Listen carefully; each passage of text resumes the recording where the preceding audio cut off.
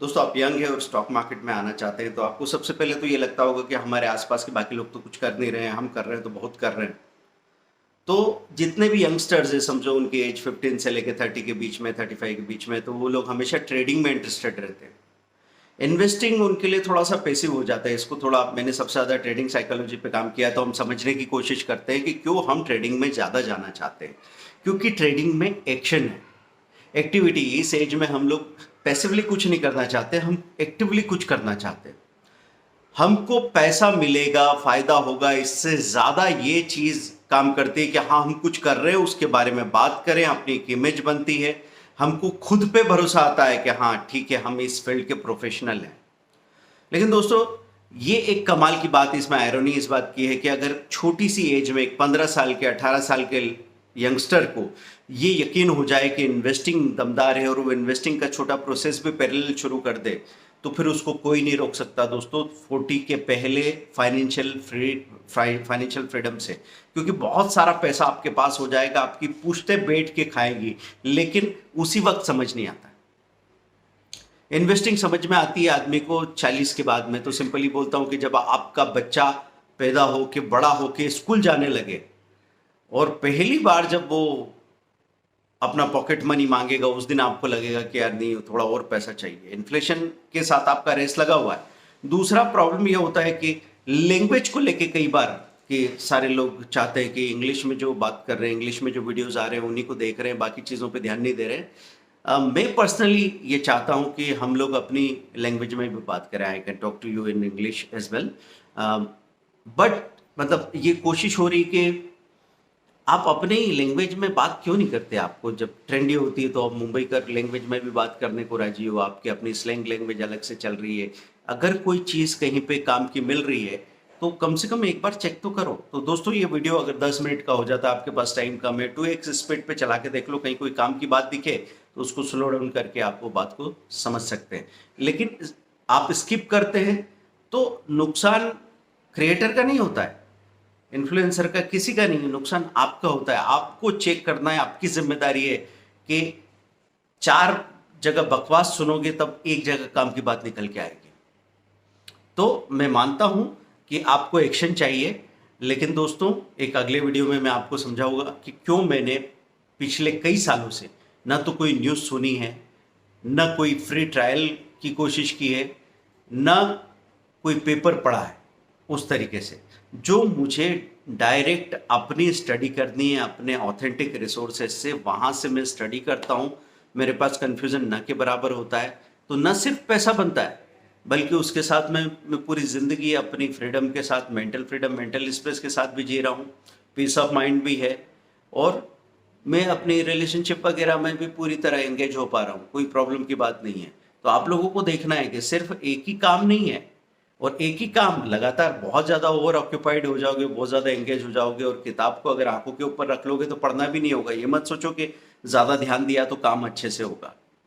एक एक दूरी बना के रखनी होती है इतनी किताब से कि आपको अक्षर दिखाई दे, आप पढ़ सके कंफर्टेबली। टीवी देखने के लिए भी आपको एक दूरी बनानी पड़ती है, तो मार्केट देखने के लिए भी दोस्तों आपको दूरी बनानी पड़ती है। तो ध्यान रखें इस बात का कि सिर्फ मैं तो ऑप्शन में ट्रेड करता हूँ। मेरा भी एक बार थोड़ा सा फ्रैक्चर हो गया था, तो मैं गोवा मेडिकल कॉलेज में गया था, वहाँ सारे डॉक्टर्स थे, मैं उनको स्टॉक मार्केट के बारे में पूछ रहा था। सारे के सारे क्रिप्टो के लिए दीवाने हो रखे थे।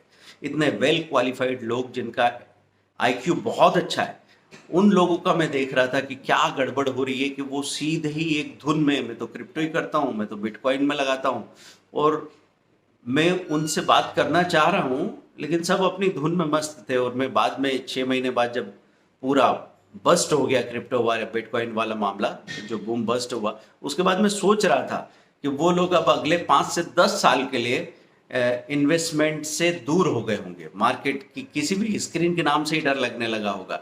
यही तो होता है दोस्तों।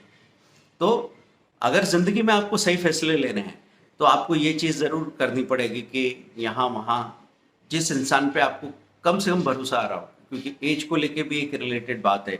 यंगस्टर्स की बातें बड़े आराम से सुन लेते हैं और बहुत अच्छी बात है। वो बहुत नए तरीके से अपनी भाषा में अपने तरीके से बहुत अच्छे से प्रेजेंट करके बातें कर रहे हैं, और बहुत अच्छे अच्छे वीडियोस बन रहे हैं। लेकिन दोस्तों जो विजडम है, हमने अगर 20 सालों में यहाँ पे कुछ महसूस किया है, तो वो ट्रेडिंग साइकोलॉजी है, वो अनुभव को अगर आपने नहीं समझा तो बाजार में तो जो कुछ होना है वो होता ही रहता है।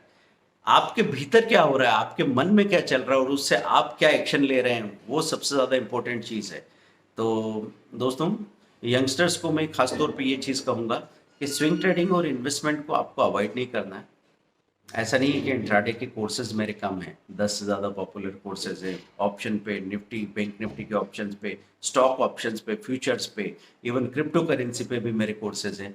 लेकिन एक जेन्युइन बात तो बतानी होती है, क्योंकि यहाँ पे सिर्फ हम ये कोशिश नहीं कर रहे हैं कि हम कोर्स सेलिंग का कोई मजबूरी बचाए, हम तो सिर्फ ये बात कर रहे हैं कि एक इंसान जो मार्केट में आए वो अपने सॉल्यूशंस यहाँ से लेके जाए, प्रॉब्लम नहीं खड़ी ना करे, क्योंकि इससे एक ओवरऑल नेगेटिविटी फैलती है जो हमारे लिए, हमारी इकोनॉमी के लिए, मार्केट के लिए, सबके लिए सही नहीं है। तो काम करो तो ढंग से करो, और नहीं तो रहने दो, कोई ज़रूरी नहीं है कि कोई सांस थोड़ी है जो लेनी ही पड़ेगी।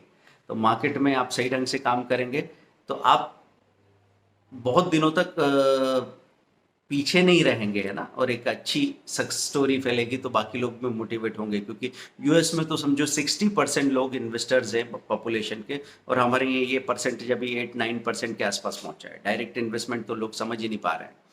और विजय केडिया जी का जब मैं स्टोरी सुन रहा था तो पता लगा 11 साल तक वो ट्रेड करते रहे, और ऐसा नहीं कि ट्रेडिंग में उन्होंने प्रॉफिट्स नहीं बनाए, ऐसा नहीं कि हमने ट्रेडिंग में प्रॉफिट्स नहीं बनाए, एक दिन में 2 लाख 5 लाख के प्रॉफिट्स भी हमने बनाए हैं। लेकिन दोस्तों, आखिर में सार ये निकल के आता है कि वेल्थ क्रिएशन सिर्फ ट्रेडिंग से नहीं हो सकता। तो आपको खुद ही जो बात मैंने सवाल खड़ा किया है वो आपको चेक करना है कि वीडियो अगर आपको, जैसे आप मेरा वीडियो सुन रहे हैं तो इसको 2x स्पीड पे सुन के, और जहाँ काम की बात हो उसको समझ लें, और अपने आप में चेक करते रहें कि कौन सी बात आपके लिए रिलेवेंट है। आप कमेंट कीजिए आपका सवाल क्या है। अगला वीडियो हम लोग बताने वाले हैं कि स्टॉक मार्केट के कौन कौन से तरीके हैं, 6 तरीके जिनमें आप काम कर सकते हैं, और क्या हमारी नज़रिए में सबसे ज़्यादा सुटेबल रहा है इतने 20 से 22 सालों में। कमोडिटी में आप कौन कौन से सेगमेंट है, कौन कौन सा लॉट साइज है, कैसे आप कब काम कर सकते हैं, क्योंकि सुबह 10 बजे से रात की 11:30 बजे तक तो आप ट्रेड करेंगे नहीं। तो आपको एक सही टाइम चाहिए जब आप ट्रेड करें और उसके रिजल्ट भी अच्छे मिले, आप मेंटली ऑक्यूपाइड भी नहीं हो। Thank you very much, bye. Share कीजिए, लाइक कीजिए, सब्सक्राइब कीजिए।